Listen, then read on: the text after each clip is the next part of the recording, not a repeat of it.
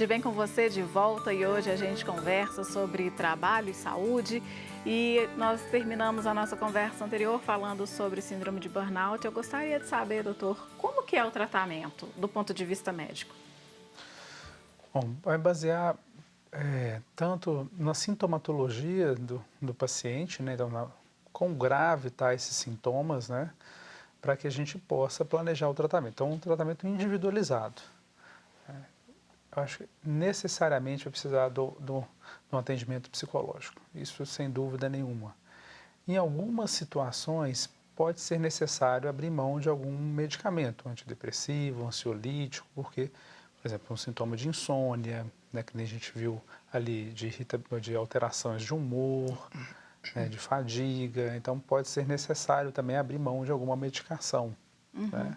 Mas é muito importante também o acompanhamento psicológico desse indivíduo. E como é esse acompanhamento psicológico na prática? Então, a gente trabalha o sentido do trabalho, né? É exatamente aquilo que a gente estava colocando. Trabalhar qual a importância para aquele sujeito o trabalho.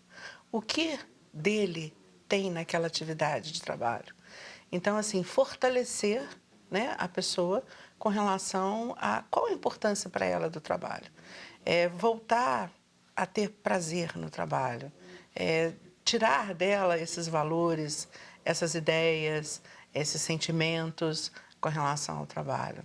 E aí, se naquele trabalho, às vezes, está a insatisfação, buscar, então, outras formas, né, de poder trabalhar e ter de volta esse prazer, essa satisfação, esse bem-estar, essa realização com o trabalho.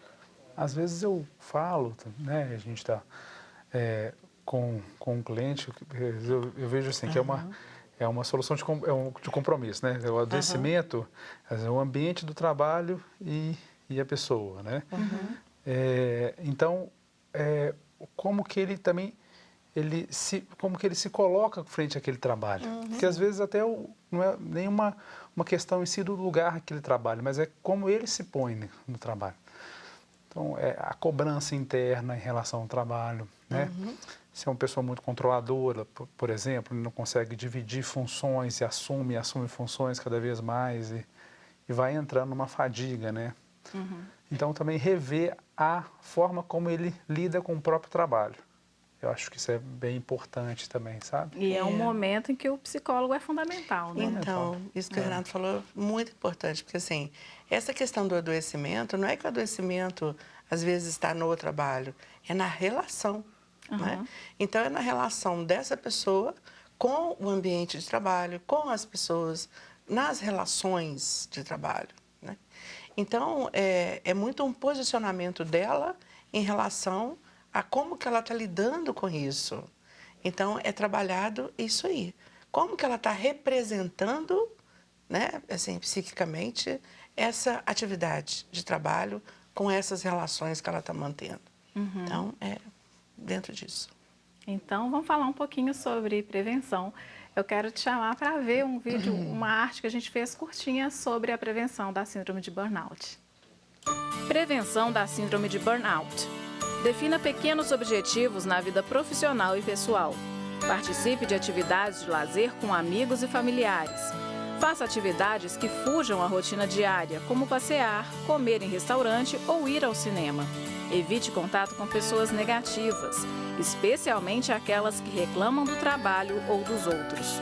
Converse com alguém de confiança sobre o que você está sentindo. Faça atividades físicas regulares. Pode ser academia, caminhada, corrida ou bicicleta, por exemplo.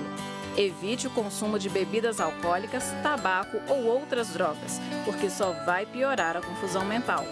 Não se automedique nem tome remédios sem a prescrição médica. Então, o que temos aqui basicamente são cuidados de bem-estar para a vida toda, né? Que isso pode ser aplicado em qualquer outro aspecto da nossa vida. Como que o senhor avalia, então, essa prevenção? Tem mais alguma coisa que o paciente, que as pessoas devam fazer, devam considerar? A gente também pode colocar que essa prevenção também pode ser feita dentro do ambiente de trabalho. E aí cabe também as próprias empresas também implementarem esse tipo de ação. Sim. Então, ações que promovam a cooperação entre os funcionários, né? A relação mais em equipe, né? É importante. Ter sempre, às vezes, quando você tem uma certa ambiguidade eu falei o nome de chefias, mas assim, quando a pessoa tem que saber qual que é a sua função também, né, nessa empresa que ela vai ter, né? Então, são pequenas coisas, mas que são importantes dentro do ambiente de trabalho que deve ser feito, né, que pode ser feito, que ajuda na prevenção da síndrome também, sabe? Eu acho que poderia complementar aí essa parte. Sim, quer completar? Eu acho que estar sempre atento a qualquer sinal de desagrado, de um sentimento mais negativo, é aquela coisa assim, conheça-te, esteja atento a si, sabe? Não releve, né? Não releve emoções, procure se entender, né? Se precisar de conversar, orientação, aconselhamento com profissionais, procure. Às vezes é melhor procurar antes, preventivamente, ou quando a coisa está começando, do que esperar toda essa situação que causa tanto sofrimento e aí que vai demandar mais tempo para poder sair dessa situação. O Dr. Renato citou a iniciativa das empresas. Isso. Por outro lado, as pessoas ainda têm medo de ter uma doença mental, um problema mental relacionado ao trabalho. Como que o RH vai reagir a isso? Eu vou ser demitido? Como que é isso no consultório, no dia a dia? Sim, sim. O preconceito é muito grande, né? Principalmente quando a pessoa tem um diagnóstico, né? Você afirma um diagnóstico, né? Há, sem dúvida nenhuma, um grande receio de perder o emprego, né? De como é que isso vai ser visto pelo chefe, pelas outras pessoas que trabalham com elas, né? Isso acho que é uma questão da nossa sociedade ainda, que há um preconceito, diminuiu, mas ainda há um preconceito sobre a nossa saúde mental, né? Que é algo que tem que ser quebrado todos os dias. É importante, por exemplo, igual esse programa é muito importante para a gente estar levando essa mensagem, dizer que é algo que está todo mundo susceptível, que não tem que ficar se sentindo, né, menor por isso. Na verdade, são as doenças da modernidade, vamos dizer assim. Né? Que também eu vejo... Quer completar? Assim, estresse é algo que precisa ser gerenciado. Não tem jeito da gente negar que ele existe. Ele está em todo lugar. As possibilidades de nós nos estressarmos, né? Mas ele precisa ser gerenciado.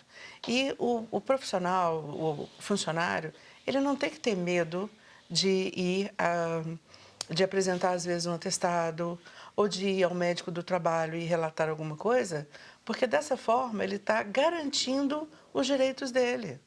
Porque se lá na frente ele realmente for acometido por um agravo à sua saúde mental, esse histórico todo será levado em conta e ele será protegido.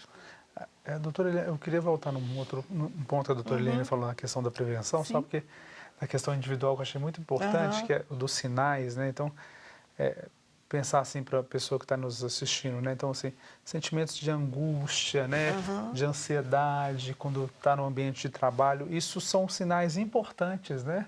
Como você falou, são sinais que alguma coisa não está boa. Sim. Então, você não deve menosprezar isso, deve procurar um profissional para que possa entender melhor o que está acontecendo. Pode ser os primeiros sintomas. E, por outro lado, compreender que isto, momentos difíceis do trabalho ocorrem, né? E que eles são absolutamente normais, assim como na nossa vida. Com certeza. Existem os momentos de tristeza, as dificuldades.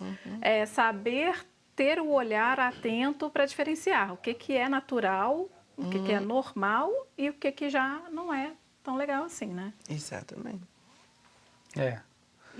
Quer completar? Não, acho que... E eu queria só comentar também em relação a essa questão do indivíduo como um todo. Me corrija se eu estiver errada, mas isso também passa pela educação, né? Dos departamentos de recursos humanos orientarem os gestores para que eles também tenham esse olhar de que o indivíduo é um todo e que ele pode adoecer sim e que não é essa máquina que desliga casa, liga trabalho, né? Como que é isso nas empresas? Seria muito bom se todos tivessem essa percepção, né? Mas, assim, os gestores também são muito pressionados Sim. a darem resultado, né? Então, assim, esse desligar, né, ou tentar desligar esse botão do sentimento do ser humano e pensar só naquele recurso como sendo produtivo ou não, é algo que a gente ainda vê muito, né? Mas, assim, eu sou otimista. Eu acho que essas coisas estão mudando, né?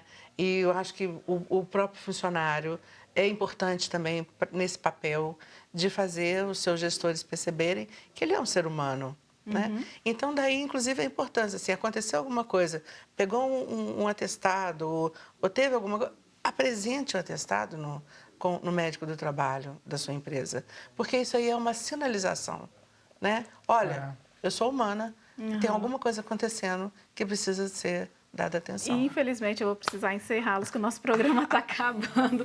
Queria render mais o assunto, né? Eu agradeço muito a presença de vocês, a participação de vocês. Espero que voltem mais vezes. E para você, uma boa semana. Eu espero te encontrar aqui semana que vem. E mande sua sugestão para a gente pelo WhatsApp 31 99642 8473. Abraço e até lá. Até semana que vem.